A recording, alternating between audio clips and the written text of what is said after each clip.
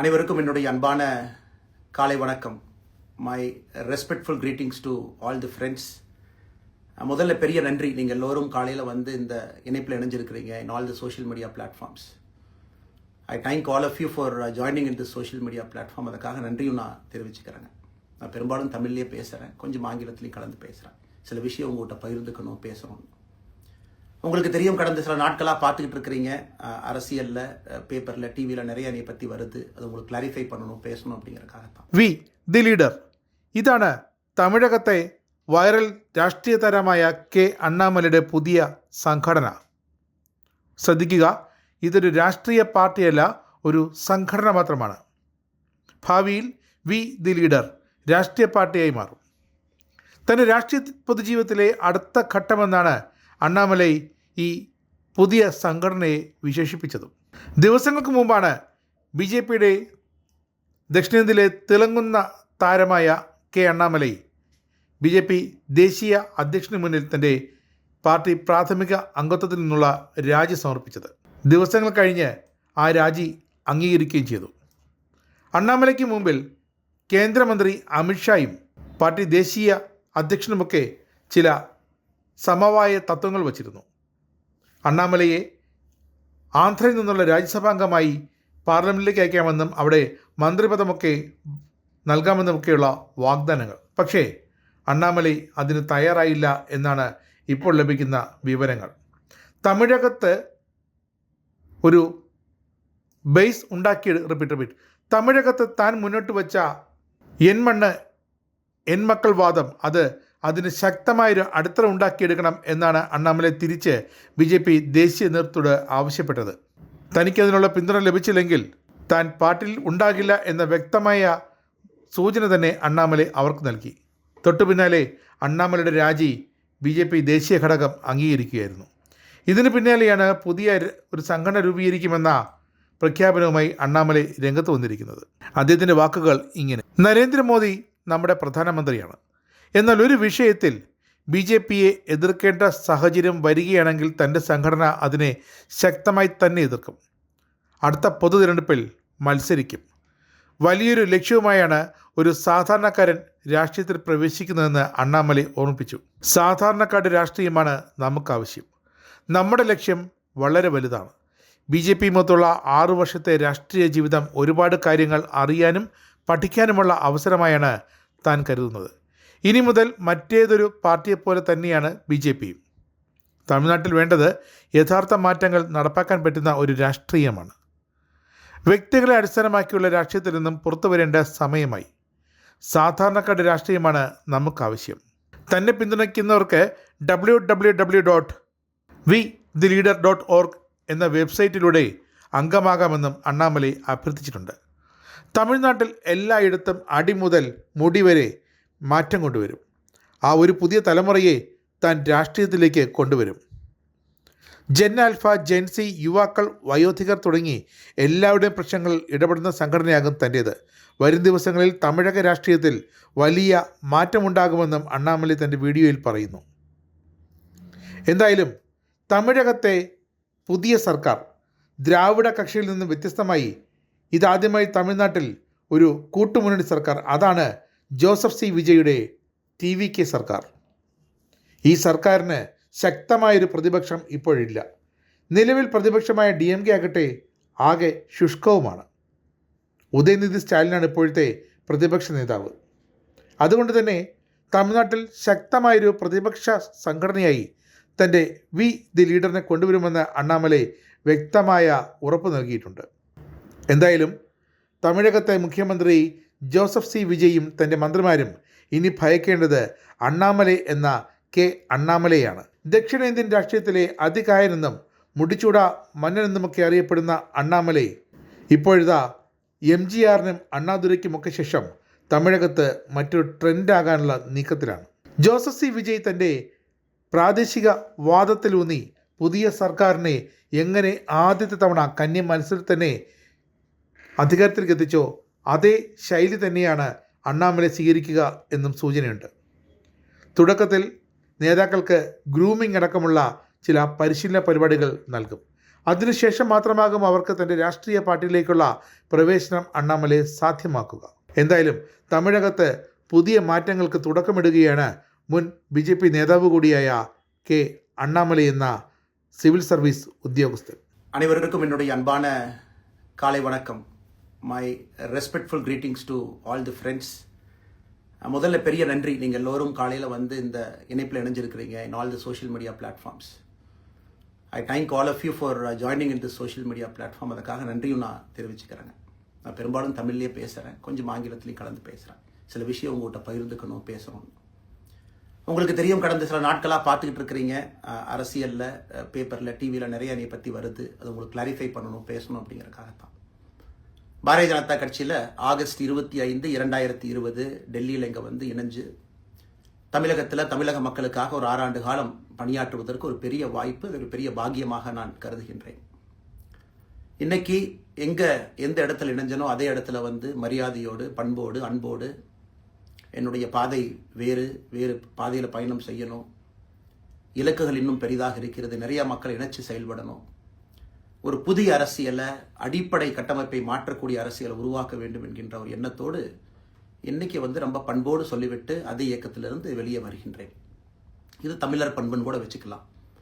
வெளியே சென்றாலும் கூட மரியாதையோடு சொல்லிவிட்டு செல்வது நம்முடைய பண்பு என்பதுதான் எனக்கும் இலக்கணமாக இருந்திருக்கிறது. இன்றிலிருந்து நம்முடைய ஒரு புதிய பாதை, ஒரு புதிய இயக்கம், ஒரு புதிய பொலிட்டிக்கல் மூமெண்ட், அடிப்படையிலிருந்து ஒரு புதிய பரிமாணத்தோடு, பார்வையோடு பார்க்கக்கூடிய ஒரு விதத்தில் தான் நம்முடைய மூமெண்ட்டை நம்ம ஆரம்பிக்கணும். நீங்கள் எல்லோரும் சேர்ந்து இணைஞ்சு அதை ஆரம்பிக்கணும் அப்படிங்கிறது என்னுடைய பெரிய ஆசைங்க. அதற்கு முன்பு சில விஷயத்தை சொல்லணும். என்னுடைய அரசியல் பாதை என்பது ரொம்ப வளைஞ்சு நெளிஞ்சு இங்கே வந்து உங்கள் முன்னாடி நின்றுட்டு இருக்கேன். இது ஈஸி பாத் கிடையாது. ஒரு கிராமத்தில் பிறந்து ஒரு சாதாரண குடும்பத்தில், விவசாய குடும்பத்திலிருந்து வந்து ஒரு காமன் மேன் அரசியலுக்கு வர்றதே நம்ம ஊரில் நாம் ஒதுங்கிக்குவோம், வரமாட்டோம். பட் அதே போல் என்னுடைய பாதையும் கூட 2009 கேப்டன் விஜயகாந்த் அவர்களுடைய கட்சியில் தேமுதிகவில் IIM லக்னோவில் படிக்கும் பொழுது ஒரு இன்டர்ன்ஷிப்பாக 3 மாத காலம் ஆரம்பித்து, அதன் பிறகு 10 ஆண்டு காலம் கழித்து பாரதிய ஜனதா கட்சியில் ஆரம்பித்து 6 ஆண்டுகள் பாரதிய ஜனதா கட்சியிலிருந்து இன்னைக்கு தனித்துவமாக நம்முடைய இயக்கத்தை மக்கள் முன்னாடி வைக்கணும். உங்கள் முன்னாடி நிற்கிறேன். 25 வயசில் எனக்கு அந்த இன்டர்ன்ஷிப் திரு விஜயகாந்த் அவங்ககிட்ட செய்கிறக்கு ஒரு பெரிய பாக்கியம். அன்னைக்கு அரசியல்லாம் என்னன்னே தெரியாமல் ஒரு புதிய அரசியலை தமிழகத்தில் கொண்டு வர முடியுமான்னு யோசித்த தருணம். இன்னைக்கு வயது 42, கிட்டத்தட்ட 17 ஆண்டுகள் போராடிக்கிட்டே இருக்கிறேன். ஒரு புதிய பாதையை உருவாக்க முடியுமா, ஒரு பெட்டர் பாலிடிக்ஸ், ஒரு பெட்டர் சொசைட்டி கொண்டு வர முடியுமா. அதே நேரத்தில் நிறைய யூகங்கள், நிறைய பேர் நிறைய சொல்றதுனால இதே டெல்லியில் ஆகஸ்ட் 24, 2020 பிஜேபியில் இணைய வரும் பொழுது சூப்பர் ஸ்டார் ரஜினிகாந்த் அவங்க எனக்கு ஃபோன் பண்ணாங்க. எனக்கும் அவருக்குமான நட்பு கிட்டத்தட்ட நான் பதவியிலிருந்து வந்த பிறகு ஒரு நட்பு. நிறைய அவர்கிட்ட பேசுவேன். அவருடைய அரசியல் பாதை எப்படி இருக்கணும் அப்படின்லாம் பேசியிருக்கேன். அப்போ திரு சூப்பர் ஸ்டார் அவர்கள் இங்கே டெல்லியிலிருந்து திரும்ப வரணும், அவருடைய இயக்கத்தில் இணைய வேண்டும் என்ற வேண்டுகோளை ஆகஸ்ட் 24 ஒரு நாளைக்கு முன்னாடி பிஜேபியில் சேரும் பொழுது வைத்த பொழுது 3 விஷயம்தான் என் கண் முன்னாடி இருந்துச்சுங்க. தமிழ்நாட்டுக்கு எது நல்லது, அதில் எந்த மாற்று கருத்தும் இல்லை. சூப்பர் ஸ்டார் அரசியலுக்கு வர்றதுதான் தமிழ்நாட்டுக்கு நல்லது. சூப்பர் ஸ்டாருக்கு என்ன நல்லது, அவர் அரசியலுக்கு வராமல் இருக்கிறது தான் அவருக்கு நல்லது. கோவிட் காலகட்டத்தில் அவருக்கு இருக்கக்கூடிய உடல் பிரச்சனைகள், அதையே பார்த்துக்கணும். முதல்ல அவர் ஆரோக்கியமாக சந்தோஷமாக இருக்கணும். அண்ணாமலைக்கு எது நல்லது, பாரதிய ஜனதா கட்சியில் இணைகின்றேன் என்கின்ற வாக்குறுதியை திரு சந்தோஷ் ஐயா கிட்ட கொடுத்தேன், ஒரு ப்ராமிஸ் கொடுத்தேன். அதை பிரேக் பண்ணக்கூடாது அப்படிங்கிறதுல நான் தெளிவாக இருந்தேன். ஸோ 3 கான்ஃப்ளிக்ட் இங்கே இருக்கும் பொழுது, ஸோ ஒரு நாள் இந்த கட்சியில் இணைவதற்கு முன்பாகவே முழு கான்ஃப்ளிக்ட். அன்னைக்கே ரஜினிகாந்த் ஐயா பேசி அந்த ஃபோன் காலுக்கு முதல் முறையாக மறுத்து, ஐயா மன்னிச்சுக்கங்க என்னால் வர முடியாது என்று சொல்லி பாரதிய ஜனதா கட்சியில் அடுத்த நாள் இணைத்துக் கொண்டேன். அதன் பிறகு சூப்பர் ஸ்டார் அவங்கள பார்த்து மன்னிப்பு கேட்டேன். அவரும் பெருந்தன்மையாக அவருடைய அரசியல் பாதையை அவரும் பெருந்தன்மையாக அடுத்து தீர்மானித்தார். எதுக்கு இதை நான் சொல்கிறேன் அப்படின்னாங்க, சில யூகங்களுக்கெல்லாம் இன்று முற்றுப்புள்ளி வைக்க வேண்டும் என்பதற்காக மட்டும்தான் இதை நான் சொல்கிறேங்க, வேறு எந்த காரணமும் கிடையாது. இன்றைக்கும் சூப்பர் ஸ்டார் அவர்கள் மீது பெரும் மதிப்பும் மரியாதையும் வைத்திருக்கக்கூடிய மனிதன் நான். அதே நேரத்தில் பாரதிய ஜனதா கட்சியை பொறுத்தவரை இந்த 6 ஆண்டு காலத்தில் எப்பொழுதும் ஒரு விஷயத்தை விட்டு கொடுத்தது கிடையாது. தமிழ்நாட்டினுடைய அடையாளத்தை விட்டு கொடுத்தது கிடையாது, மண்ணை விட்டு கொடுத்தது கிடையாது, கலாச்சார பாரம்பரியத்தை விட்டு கொடுத்தது கிடையாது, நம்முடைய நீரை விட்டு கொடுத்தது கிடையாது. நிறைய பேர் என்கிட்ட கேட்பாங்க, குறிப்பாக இந்த பகுதி இந்தியாவில் வரும்பொழுது, அண்ணாமலை நீங்கள் தமிழனா இந்தியனா அப்படின்னு கேட்பாங்க. இது எனக்கு ஒரு பெரிய கான்ஃப்ளிக்டிங் கொடுக்கக்கூடிய ஒரு விஷயம். Are you Tamilian, are you an Indian அப்படின்னு. தமிழ்நாட்டில் என்னுடைய அப்பாவோ அம்மாவோ, என்னோட அம்மா தமிழ்நாட்டை தாண்டி வெளியே வந்ததே கிடையாதுங்க. தமிழ்நாட்டில் மட்டும்தான் இருந்திருக்கிறாங்க. என்னுடைய பாரம்பரியம் எல்லாமே அப்பா ஒரு முறை தமிழ்நாட்டுக்கு வெளியே சின்ன வயசில் வந்துட்டு போயிருக்கிறாங்க. அங்கேயே ஆண்டு காலமாக இருந்து விவசாயம் செய்யக்கூடிய குடும்பம். எனக்கு முதல் வாய்ப்பு தமிழ்நாட்டை விட்டு வெளியே வந்து லக்னோவில் படிக்கிறதுக்கு, அதன் பிறகு டெல்லியில் இருப்பதற்கு, ஹைதராபாத்தில் 2 ஆண்டு காலம் ட்ரைனிங்கில் இருப்பதற்கு, அதன் பிறகு கர்நாடகாவில் 8-9 ஆண்டு காலம் IPS அதிகாரியாக பணி செய்வதற்கு. ஸோ இந்தியா முழுவதுமே கிட்டத்தட்ட அந்த 10-15 ஆண்டுகள் சுற்றிவிட்டேன். அதனால் நான் எப்பொழுதுமே சொல்வேன், நான் ஒரு பெருமை மிகுந்த இந்தியன், ஒரு பாரம்பரிய தமிழன் என்கின்ற அடையாளத்தோடு எல்லாத்துக்கிட்டையுமே சொல்லுவேன். அது இந்த கான்ஃப்ளிக்ட் சில பேர்த்துக்கு ஒரு எட்டர்னல் கான்ஃப்ளிக்ட் ஆச்சு. இன்னைக்கு தமிழ்நாட்டினுடைய அரசியலும் கூட ஒரு பெருமை மிகுந்த தமிழனாக இருக்கணும் அப்படின்னா நான் ஒரு இந்தியன் என்று சொல்ல வேண்டிய அவசியம் இல்லை அப்படின்னு நிறைய கட்சிகள் அங்கே இருக்கிறாங்க. நான் எப்பொழுதுமே தொடர்ந்து சொல்லிக் கொண்டிருப்பது, இந்தியன் என்கின்ற அடையாளத்தோடு ஒரு பெருமை மிகுந்த தமிழனாகத்தான் எல்லா இடத்துலையும் இருக்கிறேன். அப்படித்தான் இந்த இயக்கத்திலும் இருக்கணும். நாம் ஆரம்பிக்கக்கூடிய இந்த இயக்கத்தில் உங்களோடு பயணம் செய்யணும். தமிழ்நாட்டினுடைய எந்த பிரச்சனையும் கூட முன்னிறுத்தி சமரசம் இல்லாத நம்முடைய தமிழ்நாட்டினுடைய வளர்ச்சியை நாம் எல்லோரும் கொண்டு போகணும். எத்தனையோ பிரச்சனைகள். நான் பாரதிய ஜனதா கட்சியில் இணைந்த பிறகு எல்லா தலைவர்களும் பெரும் ஒத்துழைப்பு தான். இருந்தும் தனியாக போகணும், உள்ளாட்சி தேர்தலில் தனியாக போகணும், தமிழ்நாட்டினுடைய அடையாளத்தோடு பாரதிய ஜனதா கட்சி இருக்கணும். தமிழ்நாட்டினுடைய அடையாளம் மிக முக்கியம் என்பதற்காகத்தான் அன்னைக்கு தலைவர் திரு JP நட்டா அவர்கள் நிறைய பேர்த்துக்கிட்ட பேசி நாம உள்ளாட்சி தேர்தல் தனியாக போகணும், அதே போல தான் லோக்சபா தனியாக போகணும். ஏதோ தனிப்பட்ட முறையில் எனக்கும் இன்னொரு கட்சிக்கும் பிரச்சனை இல்லைங்க. பாரதிய ஜனதா கட்சி ஒரு தமிழர் அடையாளத்தோடு களத்தில் இருந்தால் மட்டும்தான் அது தமிழர் நலத்தை முன்னிறுத்தக்கூடிய கட்சியாக இந்திய அடையாளத்தோடு இருக்க முடியும் என்கின்ற ஒற்றை நம்பிக்கை மட்டும்தான். டங்ஸ்டன் பிரச்சனையாக இருக்கட்டும், அதை கத்தி கூச்சல் போடாமல் அதை பொறுமையாக ஒரு இடத்திற்கும் சென்று நம்முடைய கட்சி அதை நம்ம சரி செஞ்சு கொடுத்தோம். மீத்தேன் ஹைட்ரோ கார்பன் திட்டமாக இருக்கட்டும், நிலக்கரி சுரங்கம் திட்டமாக இருக்கட்டும், எதாக இருந்தாலும் கூட, ஏன் மேகதாத்து அணையில் இன்னைக்கு கர்நாடகாவில் எப்படி DK சிவகுமார் அவர்கள் சொல்கிறார்களோ அன்னைக்கு நாங்கள் அணை கட்டியே தீர்வோம் என்று சொன்ன பொழுது தமிழ்நாட்டினுடைய பாரதிய ஜனதா கட்சி கர்நாடகாவில் ஆட்சியில் இருந்த நம்முடைய பாரதிய ஜனதா கட்சி அன்னைக்கு எதிர்த்து நாம உண்ணாவிரதம் தஞ்சாவூரில் இருந்தோம். எப்பொழுதும் எந்த உரிமையும் விட்டு கொடுக்கல. அதே நேரத்தில் அந்த கான்ஃப்ளிக்டை பொறுத்த வரைக்கும் கத்தி கூச்சல் போட வேண்டும் என்கின்ற அவசியம் இல்லை. பொறுமையாக பாந்தவியமாக பேசி நம்ம உரிமையை விட்டு கொடுக்காம செயலாற்ற முடியும் என்பதை ஒரு நாளும் கூட எனக்கு கிடைத்த பொறுப்புகளில் உங்களுக்கு நான் அதை காட்டிக்கிட்டே தான் வந்திருக்கேன். அதனால் இன்னைக்கு திரு மோடி ஐயா அவர்கள் மீது மிகப்பெரிய ஒரு மரியாதை வைத்திருக்கக்கூடிய மனிதன். நான் நாட்டினுடைய பிரதமர், இந்த நாட்டை பாதுகாத்து கொண்டிருக்கக்கூடிய மனிதர். ஆனால் ஒரு லெவல் வரும் பொழுதுங்க, இந்த சின்ன சின்ன பிரச்சனைகள் அப்படியே சேர்ந்து வரும் பொழுது தொடர்ந்து நாமும் அவர்களுக்கு பிரச்சனையாக இருக்கக்கூடாது. ஒரு பிரச்சனையை எடுத்துட்டு போய் இங்கே பாருங்க இந்த பிரச்சனை, இந்த பாருங்க இந்த பிரச்சனை, இந்த பாருங்க அந்த பிரச்சனை, ஒரு அளவுக்கு தாங்க நம்ம சொல்ல முடியும். அதனால தான் பொறுமையாக பாரதிய ஜனதா கட்சியினுடைய முக்கிய தலைவர்களை பார்த்து மிக பொறுமையாக, இது இன்னைக்கு கான்வர்சேஷன் 3 நாளாக நடக்கலைங்க. இதை கிட்டத்தட்ட நான் 1 ஆண்டு காலமாக பாரதிய ஜனதா கட்சியினுடைய தலைவர்கள்ட்ட சொல்கிறேன். 18 மாதங்களாக எனக்கு இருக்கக்கூடிய கருத்து வேறுபாடுகளை மிக பொறுமையாக, வெளியில் கத்தி கூச்சல் போடாமல் மிக பொறுமையாக 18 மாதங்களாக எல்லா இடத்துலையும் சொல்லிக்கிட்டே வர்றேன். டிசம்பர் 4ஆம் தேதி பாரதிய ஜனதா கட்சிக்கு சொன்னேன், நான் கட்சியிலிருந்து வெளியே செல்ல இருக்கின்றேன், இன்றைக்கே உங்களை நான் தயார்படுத்த விரும்புகிறேன். அதனால் நீங்கள் நாளைக்கு நான் எடுத்தோம் கவுத்தன் ஒரு முடிவெடுப்பதாக நீங்கள் நினைக்கக்கூடாது. டிசம்பர் 4, 2024 25 பாரதிய ஜனதா கட்சிக்கு சொல்லியிருந்தேன்.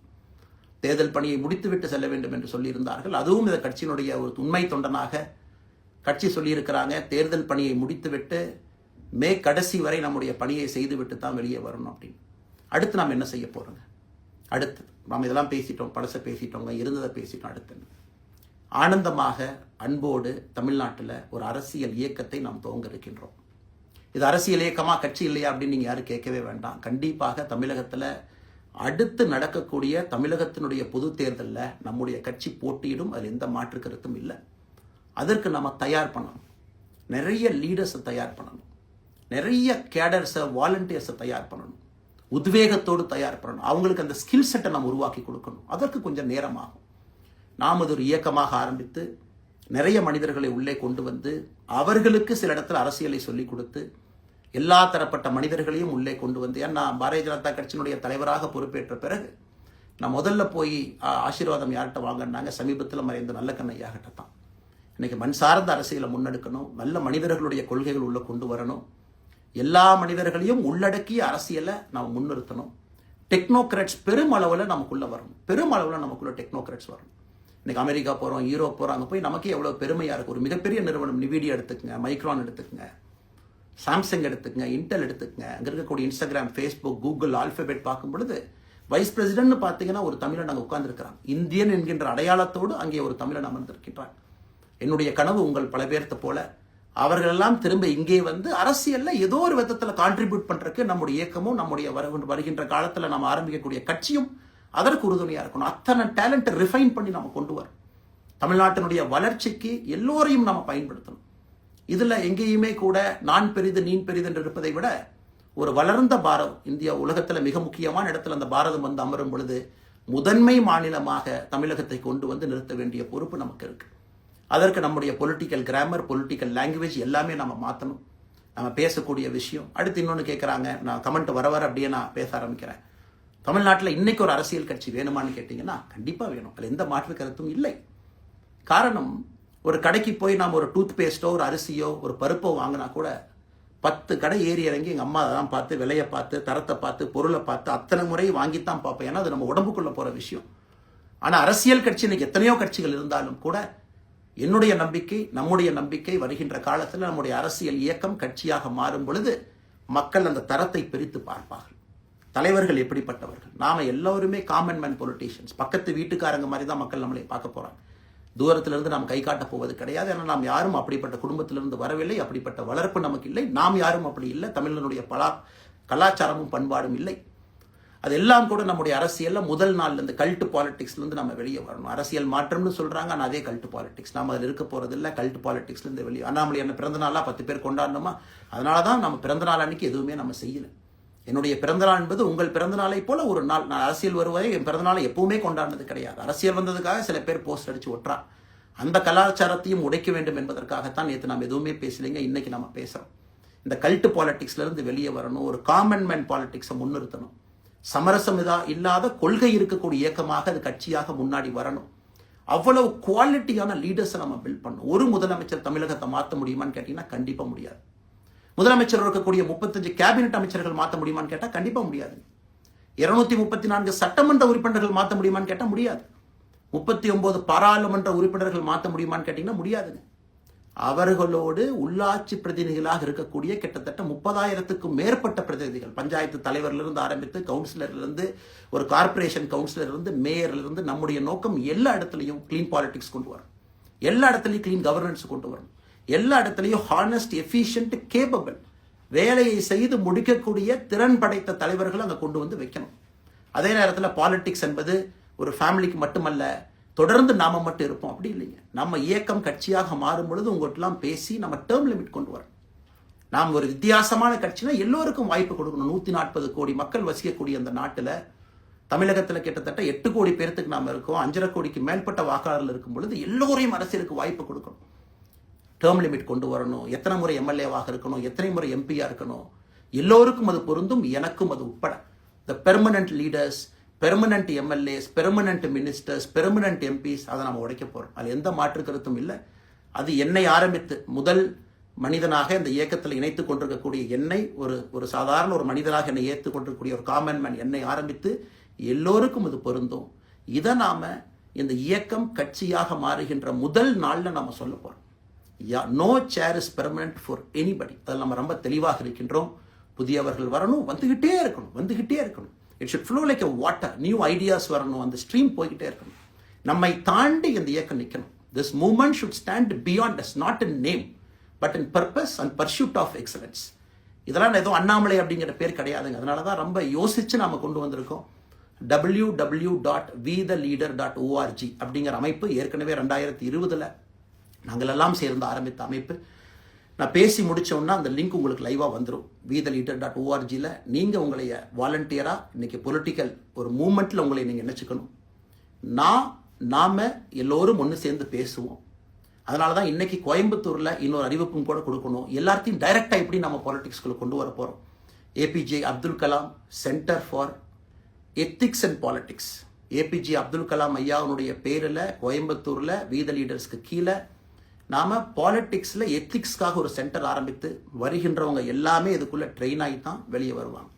உள்ளாட்சி தேர்தலில் நிற்கிறாங்க, they will get trained, come and stand in local body election. MLA election நிற்கிறாங்க, they will get trained, they will come and stand in election. அவங்க எங்கே நின்னாலும் கூட ஒரு ப்ராசஸில் நாம் அவங்கள ட்ரெயின் பண்ணி, அவங்கள ஷேப் பண்ணி, ஒரு கம்யூனிட்டியினுடைய நீட்ஸ் அண்டர்ஸ்டாண்ட் பண்ணி அரசியல் செய்யக்கூடிய மனிதர்களாக நாம் அவங்கள கொண்டு வர போகிறோம். நாம் யாருக்கும் போட்டி கிடையாது.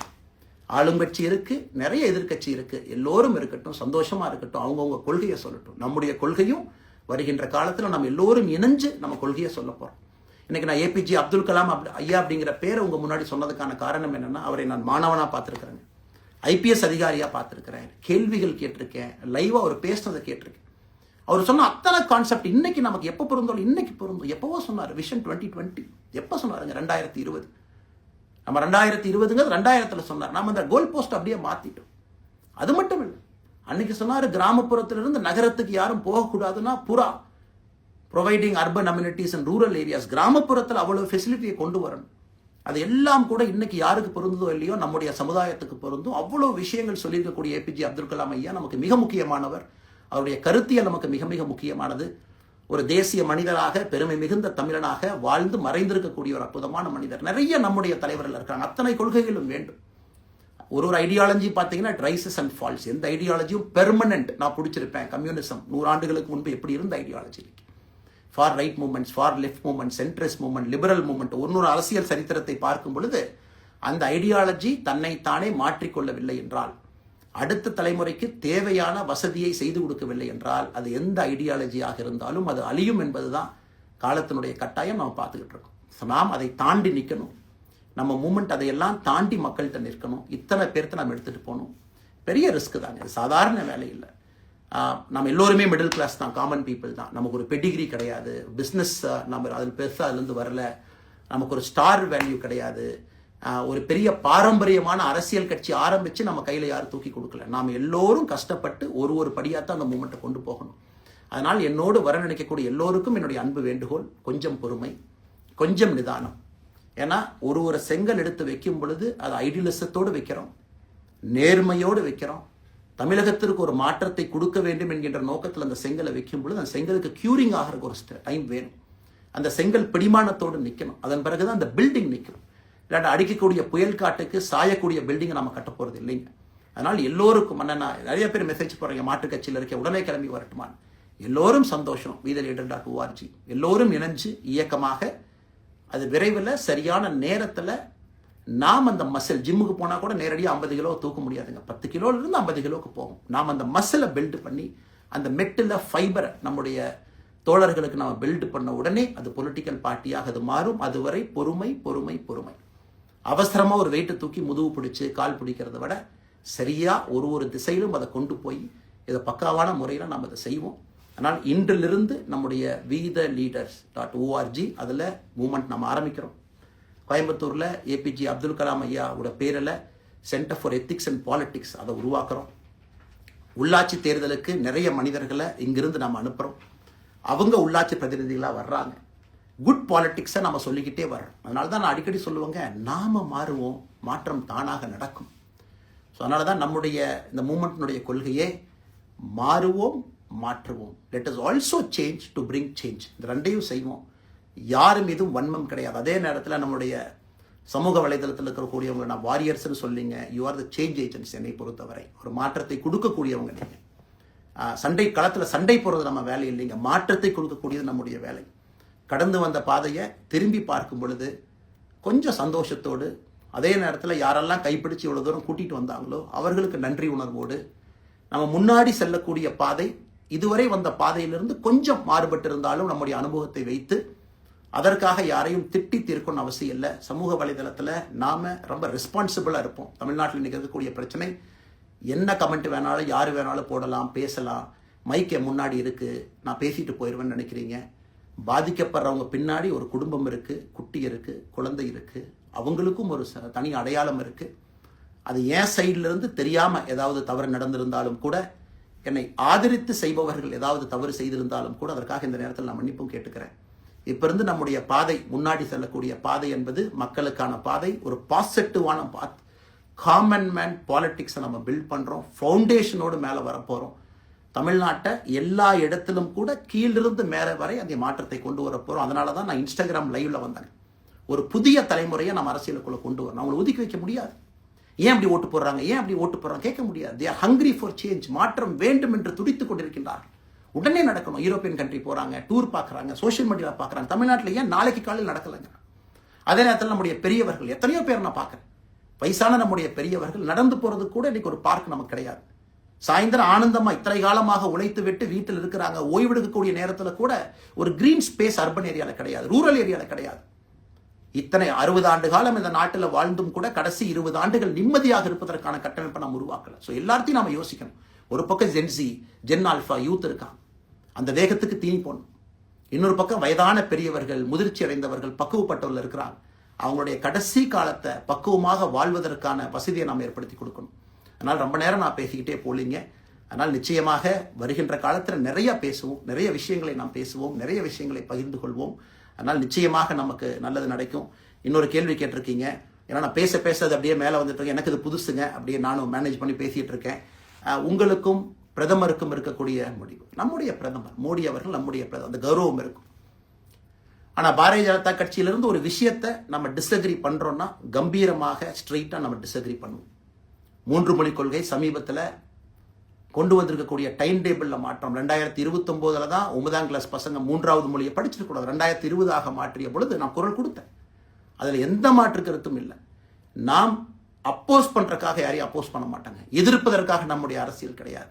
எப்படி திமுகவை பார்க்கின்றோமோ, எப்படி அதிமுகவை பார்க்கின்றோமோ, எப்படி டிவிகேவை பார்க்கிறோமோ, எப்படி அண்ணன் சீமான் அவர்களை பார்க்கிறோமோ, எப்படி அண்ணன் அன்புமணி அவர்களை பார்க்கிறோமோ, எப்படி இங்க இருக்கக்கூடிய எல்லா தலைவர்கள், அண்ணன் ஜி.கே. வாசன் அவர்கள், ஏசி சண்முகம் அவர்கள், பாரிவேந்தர் அவர்கள், ஜான் பாண்டியன் அவர்கள், எல்லா கிருஷ்ணசாமி ஐயா அவர்கள், ஐயா வைகோ அவர்கள், அம்மா பிரேமலதா அவர்கள், எல்லா தமிழகத்தில் இருக்கக்கூடிய எல்லா அரசியல் கட்சியினுடைய தலைவர்கள் எப்படி பார்க்கிறோமோ அப்படித்தான் நான் பாரதிய ஜனதா கட்சியை பார்ப்பேன். அதற்காக நம்ம போய் ஒரு வன்மமோ எதுவும் கிடையாது. கட்சி அவங்க கொள்கையை அவங்க முன்னிறுத்த போறாங்க, நம்ம இயக்கத்தினுடைய கொள்கை, நம்ம கட்சியினுடைய கொள்கையை நம்ம முன்னிறுத்த போறோம்.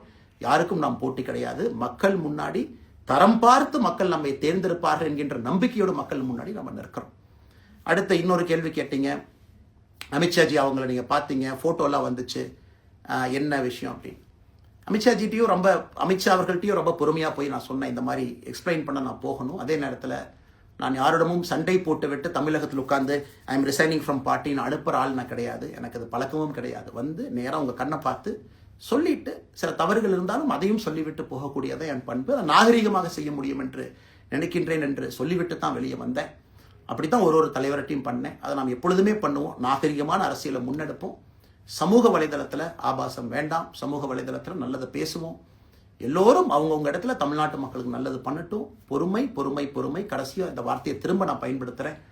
பில்டிங் கட்டுறோம், கீழிருந்து கட்டுறோம், அதை சரியான முறையில் கட்டி எடுத்துகிட்டு போகணும். நம்புங்க, கூட இருங்க. 42 ஆண்டுகள் வளைவிஞ்சு நெலிஞ்சு சுற்றி இன்னைக்கு இந்த இடத்துல உங்கள் முன்னாடி வந்து உட்கார்றேன். நிச்சயமாக நம்ம எல்லோரும் சேர்ந்து ஒரு பெரிய புரட்சியை, மாற்றத்தை தமிழகத்திற்காக, ஒரு பாரத நாட்டுக்குள்ள, இந்திய நாட்டுக்குள்ள முதன்மை மாநிலமாக தமிழகத்தை கொண்டு வருவது மட்டும்தான் நம்முடைய குறிக்கோள். வேறு எதுவும் நம்முடைய குறிக்கோள் கிடையாது.